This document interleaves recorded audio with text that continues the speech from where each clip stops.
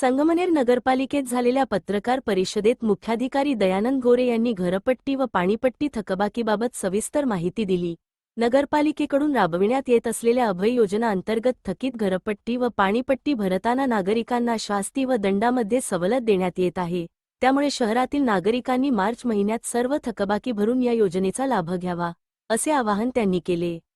यावेळी उपनगराध्यक्ष नूर मोहम्मद शेख यांनीही नागरिकांना आवाहन करत सांगितले की नागरिकांनी वेळेत कर भरल्यास शहरातील विकासकामांना गती मिळेल आणि शहरातील नागरी सुविधा अधिक चांगल्या प्रकारे देता येतील। प्रतिनिधी जयसिंग दुधे, डेस्क न्यूज मराठी, संगमनेर।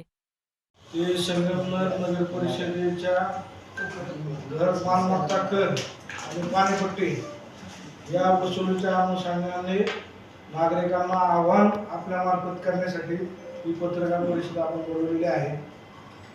मार्च महिना आता 10-15 दिवस राहिलेले आहेत आणि नगरपालिकाची मालमत्ता कराची पाणीपट्टीची वसुली मोहीम चालू आहे। आता नगरपालिकेमध्ये पण तुम्ही पाहणी केली असता मालमत्ता कर भरण्यासाठी मोठ्या प्रमाणावर गर्दी होत आहे, परंतु कोरोनापासून मागचे 3-4 वर्ष जे मालमत्ता कर वसुलीच्या थकबाकी वाढण्यामध्ये आणि पाणीपट्टीचे वाढण्यामध्ये जे परिणाम झाले त्यामुळं ती वसुलीची टक्केवारी तशी तितकीशी समाधानकारक नाही। थकबाकी आपली मोठ्या प्रमाणावर आहे। चालूची वसुली बऱ्यापैकी होत आहे। चालूची 60%, 70% वसुली होते, पण मागची वसुली 20-25% वर काही जात नाही।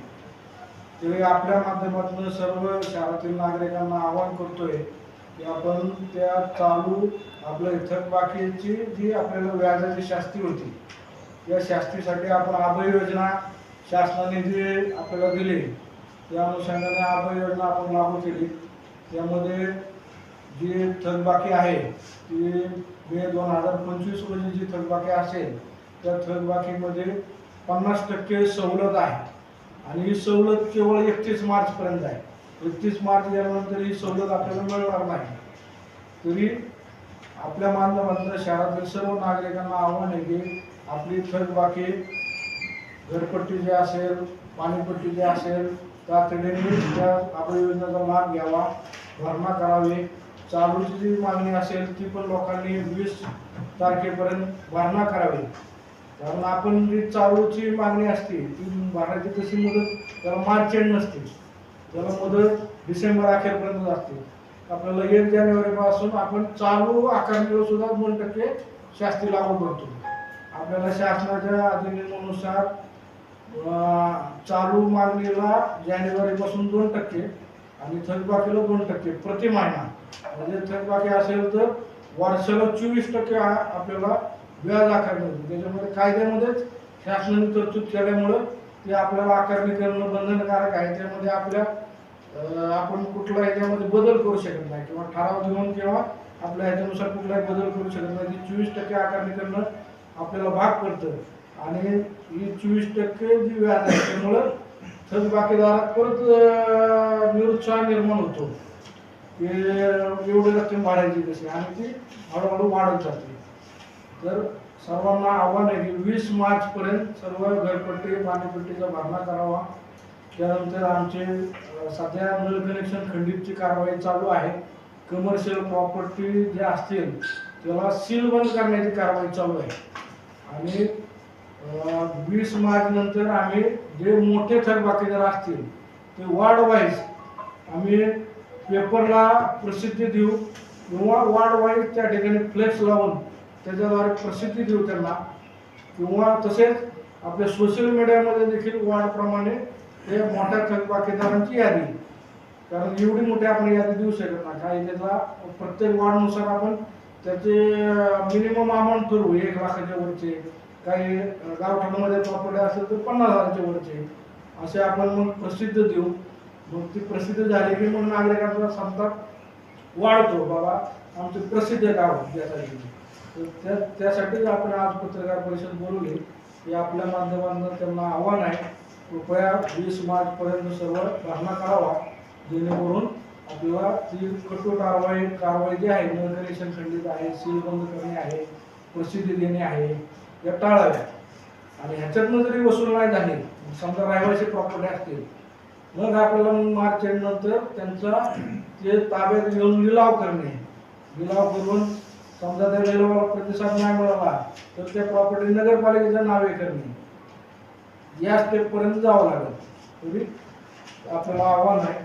त्याचप्रमाणे दुसरा विषय आहे की आरोग्य विभागात जे आपण व्यवसाय ना हरकत दाखला देतो तर व्यावसायिक ना हरकत दाखला देताना लायसन्स थोडा हे करतो तुम्हाला म्हणजे आता हा विषय झाला ना ओके तर आता आपण ही थकबाकी वसुली करताना आपण काही योजना वगैरे दिली का की काही मोठ्या प्रमाणात थकबाकी आहे तर मग त्यांना देण्यासाठी ती पूर्ण रक्कम रिकव्हरी करणार की त्यांना काही स्लॅब्स वगैरे अभय योजनेमध्ये कसं आहे पूर्ण रक्कम भरली तर ते अभय योजनेचा लाभ भेटतो म्हणजे समजा त्यांच्यावर व्याज असेल आता 100 रुपयावर समजा 24 रुपये व्याज असेल तर ते 100 व्याजमध्ये माफी मिळाली 24 मध्ये समजा 50% माफी मिळाली तर 112 रुपये भरल्यानंतर ती माफीची सवलत मिळते मग त्याने 50 रुपये भरले तर ते 50 रुपये पहिले व्याज कटिंग होते आणि मुदलल मध्ये उरले 25 रुपये जाणार आणि त्याच्यावर परत व्याज चालू राहणार म्हणजे सॉफ्टवेअर असं आहे शासनाचं की पूर्ण रक्कम भरली तर सवलत नाही तर पहिले त्या भरलेल्या रकमेतनं व्याज कट करतात. सर संगमनेरचे तुमचे नगरपालिकेकडनं जे तुम्ही वसुलीसाठी बसवलेले अधिकारी ते जागेवर आहेत का पण आता पैसे घ्यायला सगळ्यात महत्त्वाचा प्रश्न आहे तुम्ही आव्हान करताय नागरिकांना पैसे भरण्यासाठी परंतु तुमचे अधिकारीच जागेवर नाहीये सगळ्यांना तुम्ही SIRच्या कामाला निमित्त बाहेर पाठवलेले मग ते कसं तुम्ही करणार मग कशा पद्धतीने तुम्ही नियोजन करणार त्याच्या संदर्भात आता 12 तारखेला जी ऑर्डर निघाली 12 तारखेला ऑर्डर निघाल्यानंतर आम्ही जिल्हाधिकारी साहेबांना रिक्वेस्ट केली की बाबा ह्या समजा मार्चमध्येच आमची वसुलीची 30-40% संपूर्ण वर्षाची वसुली मार्च महिन्यात होत असते आणि ह्या पीक पिरियडमध्ये 12 ते 22 ही पूर्ण जे बिल आहेत हे नगरपालिकेतला जवळपास 80% स्टाफ हा SIRच्या कामाला घेतलेला आहे आणि त्यांना डायरेक्ट 12 ते 22 कार्यमुक्त केलेलं आहे आणि कुठलंही काम करू नये अशी ती शासनाची ऑर्डर आहे त्या अनुषंगाने आम्ही जिल्हाधिकाऱ्यांना विनंती केली आणि त्या विनंतीनुसार साहेबांनी सांगितलं की थोडंसं जी 22ची हे आहे थोडीशी एक्सटेंड झाली तरी चालेल पण नगरपालिकेचं जे वसुलीचं कामकाज आहे आणि ते काम असं दोन्ही मिळून करा असं साहेबांनी आमच्या रिक्वेस्टला परंतु उद्यापासून नागरिकांनी तुमच्या अधिकाऱ्यांना फोन केल्यावर त्यांचं उत्तर येतं आमच्याकडे ते काम आहे नंतर पैसे भरून घेऊ मग काय मग तुम्ही आव्हान करताय आज बोलून पत्रकार परिषद मग तुम्ही नियोजन केलंय का हा त्यासाठी आम्ही 11:30 आहे ना 11:30-12 वाजता सर्व कर्मचाऱ्यांनी पहिले बैठक घेतली त्यांना जिल्हाधिकाऱ्यांच्या सुधारित सूचना आहेत त्याची माहिती दिली आणि त्यांना सांगितलं की उद्यापासून तुम्ही हे काम पहिलं ऑफिसला बसा ते झाल्यानंतर मग तुमचं दुपारचं त्या SIRच्या कामाला जा अशा पद्धतीने सूचना दिलेल्या आहेत. म्हणजे माझा बोलण्याचा एक महत्त्वाचा मुद्दा असा होता की आता जर समजा कोरोनापासून थकबाकी आहे समजा एखाद्या घराची थकबाकी 25,000 झालेली आहे आणि त्यांनी चालू थकबाकी भरली आणि त्याच्यावर म्हणजे त्यांनी योजनेचा लाभ नाही घेतला अभय योजनेचा तर त्याला तुम्ही सवलत देणार आहात का की कारवाई करणार त्याच्यावरती पूर्ण रिकव्हरीसाठी समजा आम्हाला आश्वासक वाटलं बाबा काही प्रमाणात कसं असतं थकबाकी फार मोठ्या प्रमाणात वाढलेली असते आणि समजा त्याची परिस्थिती नसते अशा वेळी समजा तो 2 किंवा 3 टप्पे असे करून दिले आणि त्याने आम्हाला लिहून दिलं बाबा हे 3 टप्पे केलेले त्यांना पहिला आम्ही भरतो नाही माझ्याकडनं आता परिस्थिती मी नाही अभय योजनेचा लाभ घेऊ शकत पण मार्चच्या एंडला दुसरा टप्पा भरतो तुमच्या एप्रिलमध्ये तिसरा टप्पा भरतो त्यावेळी सर्वसामान्य आम्ही पद्धतीने माझा विचार करतो पण प्रतिसाद जिथं काहीच मिळत नाही तिथं आम्हाला कारवाई सेवा मग पर्याय नाही. फेरीवाल्याविषयी काय बोलत होते आता आपण फेरीवाला फळ विक्रेते नाही हॉलोन्सिंग झालं ना रिक्षानी नाही हा विषय नाही हा नाही आता ते उद्दिष्ट आपली जी डिमांड आहे ना ती 10 कोटीच्या आसपास आहे 10,37,00,000 मालमत्ता करायची. आतापर्यंत आपले झाले 480. तरी आमचं निदान एक 700 म्हणजे 7 कोटीपर्यंत वसुली करायचं आमचं उद्दिष्ट. जसं काय होतं त्यावेळेस 7 ते तुमचं 7. बॅलन्स किती हा. प्रशासन होतं तेव्हा बॅलन्स शीट किती होतं? बॅलन्सिंग बघा ना आता 480 लक्ष 4,80,00,000. म्हणजे एक तास 10 कोटी म्हणतो सर. 10 कोटी 480 त्यामध्ये किती झाले? मला असं म्हणायचं पहिल्यांदा असं म्हटलं तुम्ही 10 कोटी उद्दिष्ट आहे आणि परत 7 कोटी म्हटलं मग म्हटलं नेमकं ते ते म्हणले ना कितीपर्यंत न्यायचं आपल्याला 7 कोटी. हे आहे, नियोजन वसुली वर्षाचं म्हणजे आता या वर्षाचं बघितलं तर आपल्याला 5,80,00,000 आपली चालू मागणी आणि 4,56,00,000 थकबाकी. म्हणजे जवळपास आपले 40-45% थकबाकी आहे आणि 65% चालू मागणी आहे. आता त्या चालू मागणीपैकी आपल्याला 581 पैकी 381 वसूल झाले. म्हणजे ती आपल्याला 60-65% वसूल झाली. पण जी 4.5 कोटी मागची थकबाकी आहे त्यामधलं फक्त 97 लक्ष वसूल झाले. म्हणजे ते फक्त 20%-21% वसूल झाले. चालूला आपल्याला प्रतिसाद आहे पण काही जे आहे ते थकबाकीमुळं काही भरतच नाही. त्याच्यामुळे थकबाकीची वसुली फार कमी आहे. वसुली करताना तुम्ही कुठं सुरुवात कुठून करणार आहे काय असं? नाही ना सगळ्या वार्डमध्ये आपण आता पथक नेमलेले आहेत. आजच सर्वांचे मीटिंग घेतलेली आहे त्याचे आदेश सर्वांना दिलेले आहेत आणि प्रत्येकाला केडरचे 2 कर्मचारी आणि ती वसुलीची त्यांच्या वार्डामधली टीम मागच्या वेळेस अशा आपल्या 8 टीम केलेल्या आहेत. मागच्या वेळेस पत्रकार परिषदेमध्ये पदवीधर आमदार सत्यजित तांबे यांनी सांगितलं होतं का शासकीय जे कार्यालय सगळे पोलीस स्टेशन असो प्रांत ऑफिस असो तहसीलदार ऑफिस असो तुम्ही त्यांना सील करणार आहे माझ्या सुरुवात करणार का? त्यांना आपण पत्र व्यवहार केलेला आहे. गरिबांना सेल करतात. तर आता कसं आहे शासकीयमध्ये त्यांना शासनाकडून ती डिमांड कळवणे आणि शासनाकडे ती येते. आणि आता त्याची उद्या आमची कलेक्टर साहेबांबरोबर मीटिंग आहे. या अनुषंगाने आम्ही सर्व दाखला घेऊन जाणार आहे उद्या कलेक्टर ऑफिसला आणि कलेक्टर साहेबांना पण रिक्वेस्ट करणार आहे की या प्रत्येक विभागाने आम्हाला निधी हा मिळावा. जिल्हाधिकारी स्तरावर पण त्याच्या अनुषंगाने फॉलोअप चालू आहे किंवा हा निधी शासनाला उपलब्ध करून त्यामध्ये नगरपालिकेच्या वसुली होतील अशा दृष्टीने आम्ही जिल्हाधिकारी यांच्याकडे त्याची मागणी करणार आहे. पुढचं तुमचं दुसरं काय? दुसरा विषय होता आपला दरवर्षी म्हणजे आपल्याकडे कुठलाही नवीन व्यवसाय चालू करायचा असला तर आपल्याकडे आरोग्य विभागाचा आपण महाराष्ट्रात परवाना देतो. आरोग्य विभागाचा म्हणतात नगर परिषदेचा NOC घेतल्यानंतर त्यांना पुढील त्यांचा शॉप ॲक्ट वगैरे त्यांचा मंजूर होतो. पण त्याच्यामध्ये बरेचसे व्यवसाय असतात की त्यांनी दरवर्षी त्याचा रिन्यू करणं बंधनकारक आहे पण ते करत नाही. तरी आपल्या माध्यमातून त्यांना देखील आव्हान आहे की आपला जो व्यवसायाच्या अनुषंगाने नगर परिषदेची जी NOC आहे ती त्यांनी दरवर्षी रिन्यू करावी. ती रिन्यू न केल्यामुळं काय होतं त्याच्यामध्ये काय व्यवसायामध्ये बदल झालेला आहे त्या ठिकाणामध्ये त्याची आपली पाहणी होत नाही व्हिजिट होत नाही आणि नगर परिषदेत त्यामुळे उत्पन्न पण बुडतं. तर ते एक आव्हान आहे की ते रिन्यू त्यांनी रिन्यू करावं. त्यासाठी आरोग्य खात्यामार्फत ते रिन्युएशनची प्रोसेस चालू आहे. तर त्याच्यामध्ये ते सर्वांना लेखी तातडीने नूतनीकरण करून उपलब्ध करून देतात आहे. तर ते एक आव्हान आहे की व्यावसायिकांनी त्यांची NOC रिन्यू करून द्यावी. म्हणजे आता आम्हाला कधी त्याची गरज भासली नाही व्यवसाय करणारे म्हणजे आता आम्ही पण व्यवसाय तुम्ही सांगा. आमचा ट्रॅव्हलचा व्यवसाय समजा किंवा ऍडव्हर्टायझिंग एजन्सीचा व्यवसाय आहे तर त्यासाठी आवश्यक आहे का ते? आरोग्य विभागाकडे जी उपविधी आहे कसं आरोग्य संगमनेर नगर परिषद नमुना उपविधी आहे त्या अंतर्गत आपल्याला आरोग्य विभागाकडे जे काही लायसन्स उपद्रव करायला नोंदण्यासाठी आपण बंधनकारक आहे. अच्छा. त्यामध्ये कोणत्या असतात? त्याच्यामध्ये हॉटेल्स आहे, प्रिंटिंग प्रेस आहे, मेडिकल स्टोअर आहे, हॉस्पिटल आहे आणि त्याचप्रमाणे पेट्रोल पंप आहे. असे भरपूर व्यवसाय आहे त्याच्यामध्ये. त्याच्यामध्ये त्यांना ती एक यादी उपलब्ध करून हा, देणार. हा. म्हणजे ते त्याला महत्त्वाचं लागते. आहे.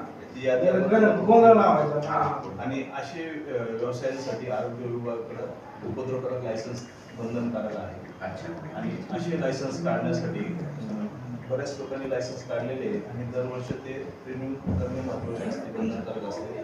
काही लोक नूतनीकरण करत नाही, त्यांनी तातडीने नूतनीकरण करून घ्यावे आणि ज्यांनी काढलेले नसतील कारण की तुम्ही 22 ते 23 जे कॉन्ट्रॅक्टर आहे किंवा मग ते इंजिनियर आहे त्यांना तुम्ही बॅन केलेलं आहे किंवा मग त्यांना थांबवलेलं आहे. मग आता पुढं काय त्याच्या पुढे?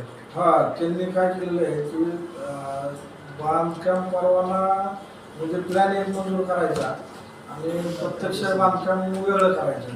तर त्या अनुषंगाने आपण त्यांना नोटिसा दिलेल्या आहेत आणि ब्लॅकलिस्ट का करण्यात येऊ नये त्याचा खुलासा मावला आहे. अजून आपण त्यांना ब्लॅकलिस्ट नाही केली. तर त्याच्यामध्ये जर सुधारणा नाही झाली तर मग ती पुढे ब्लॅकलिस्टची काम. ज्यांना बांधकाम परवाना घ्यायचा आहे मग त्यांनी काय करायचं, मग कशा पद्धतीने करायचं? आता तुम्ही तर 80% इंजिनियरला तर थांबवलंय, मग आता कशा पद्धतीने नागरिकांना जावं लागेल, त्यांना उत्तर कसं मिळणार? दुसरे आहेत ना, बरेचसे व्यवसाय करणारे आहेत जे व्यवस्थितपणे व्यवसाय करतात आहेत. त्यांच्या मार्फत त्यांनी करून घ्यावं आणि अजून ब्लॅकलिस्ट नाही केला, आपण नोटिसा दिलेल्या आहेत. पण ते का त्यांनी थांबवलं सर? शहरामध्ये 90% बांधकामाला परवाना असतो आणि बांधकाम झालेले आहे, त्यामध्ये नवीन सुधारणा काय करणार? त्यासाठी आपण गुंठेवारीची आता ते जाहिरात पण प्रसिद्ध केली आपण की डिसेंबर 2020 पूर्वी जे विकसित झालेले असतील खुले प्लॉट असतील किंवा बांधकामासहित विकसित झालेले असतील किंवा ज्याचा तुकडा नव्हता पडलेला तो तुकडा पडलेला असेल किंवा त्याच्यावर बांधकाम झालेलं असेल डिसेंबर 20 पूर्वी, त्यांच्यासाठी आपण आव्हान केले आणि 30 एप्रिल 2026 पर्यंत आपण मुदत केलेली आहे गुंठेवारीसाठी. त्यांनी आपल्याकडे गुंठेवारी अंतर्गत रेग्युलरायझेशनसाठी प्रस्ताव सादर करावा. अतिक्रमण काढले सर आपण अगोदरच आणि ते सर्व लोक आता वंचित झाले, ज्यांना इन्कम सोर्स नाही राहिलेला आहे, ते रस्त्यावर आले, घरी बसून राहिले, ज्यांना उपजीविका राहिलेली नाही. मग आपण काय उपाययोजना करणार आहात त्यांच्यासाठी? त्याच्यासाठी त्यांचे आता नोंदणी आपल्याकडे चालू आहे. आता जवळपास बऱ्याच व्यावसायिकांनी नोंदणी केलेली आहे. त्याच्यामध्ये जुने व्यवसाय करणारे आणि नवीन जे इच्छुक आहेत त्या सर्वांकडून आपण अर्ज मागवलेले आहेत. आज आपण त्याचे शेवटचे दिवस ठेवलेले आहे. ते अर्ज आल्यानंतर जुने व्यावसायिकांना आपण प्राधान्य देणार आहे. त्यांची आपली 860 जणांची यादी आपली पहिली आहे. त्यानुसार आम्ही काही जागा आयडेंटिफाय केलेल्या आहेत. तर त्या ठिकाणी त्यांचं पुनर्वसन करण्याचं आमचं प्रयत्न राहणार आहे. किती दिवसात होणार त्यांचं? त्यांना जागा कधी मिळणार? एक आम्हाला 10-15 दिवसामध्ये ते करायचं आमचं नियोजन आहे. आज जी तुम्ही तारीख ठेवली याच्यात मुदत वाढ होईल का? एका दिवसात समजा काहींची अर्ज नाही शक्य बघून आलो त्यांचं काय तशी मागणी आहे का? नागरिकांची तशी मागणी आहे सर. आता फॉर्म घ्यायला माझ्या मते 1000 ते 1500 लोक होते.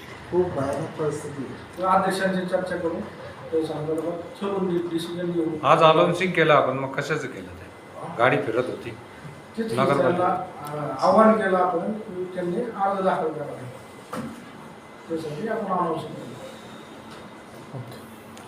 अनेक बिल्डिंगमध्ये जे बिल्डिंग घर असतं आणि घरामध्येच गाळा असतो, तर तुम्ही कशा पद्धतीने त्यांच्यावर समजा नोटिसा पाठवणार किंवा त्यांना घरपट्टीमध्ये किंवा दुकानाची पट्टी लावणार असे अनेक जण आहे का त्यांना घरपट्टी शेती मग अजूनही दुकानाची पट्टी किंवा असं ठेवली येत नाही. त्यासाठी आणि काही जणांनी तर गेट केलेलं आहे, आतमध्ये घर दाखवतात पण त्यांचा व्यवसाय चालू असतो. अनेक जण आहे. GIS बेस्ड आपण प्रॉपर्टी सर्वे करणार आहे. कलेक्टर साहेबांचा जो अजेंडा आहे की जेवढ्या आपल्या जिल्ह्यातल्या नगरपालिका आहे त्यांचं सगळं GIS बेस्ड मॅपिंगच्या आधारे प्रॉपर्टी टॅक्सचं सर्वेक्षण व्हावं. त्यासाठी ते आपल्याला फंड पण उपलब्ध करून देणार आहेत या पुढच्या आर्थिक वर्षामध्ये 26-27 मध्ये. तर त्याच्यामध्ये आपण ड्रोनद्वारे पहिले सगळ्या प्रॉपर्टी निश्चित करणार. म्हणजे कुठल्या प्रॉपर्टी जर टॅक्सच्या ह्याच्यामधून वंचित राहिलेल्या असतील तर त्या प्रॉपर्टी आपल्याला आयडेंटिफाय होतील. त्यानंतर आपण त्यांचे मशीन असतात त्या मशीनद्वारे प्रत्यक्ष जागेवर जाऊन मोजमाप त्याचे फोटो मग ते ॲक्युरेट मोजमाप होणार. ते मशीनद्वारे हॉल किती बाय कितीचा आहे बेडरूम किती बाय कितीचे आहे आणि प्रत्येकाचे फोटो येणार, बांधकामाचा प्रकार वगैरे, म्हणजे ज्या मानवी चुका किंवा मानवी काही एरर्स राहतात किंवा मुद्दामून काही केलं जातं कमी जास्त माप किंवा व्यावसायिक असताना निवासी दाखवलं जातं, या गोष्टी त्यामधनं राहणार नाही आणि त्यातनं बऱ्यापैकी आपल्याला 25% 50% आपली इन्कम वाढू शकते. तर या पद्धतीने कलेक्टर साहेबांचाच अजेंडा आहे की नगरपालिकेचं करून घ्या, सगळं नगरपालिकेचं डिप्युटीचं पुढच्या वर्षी फंड उपलब्ध करून देणार.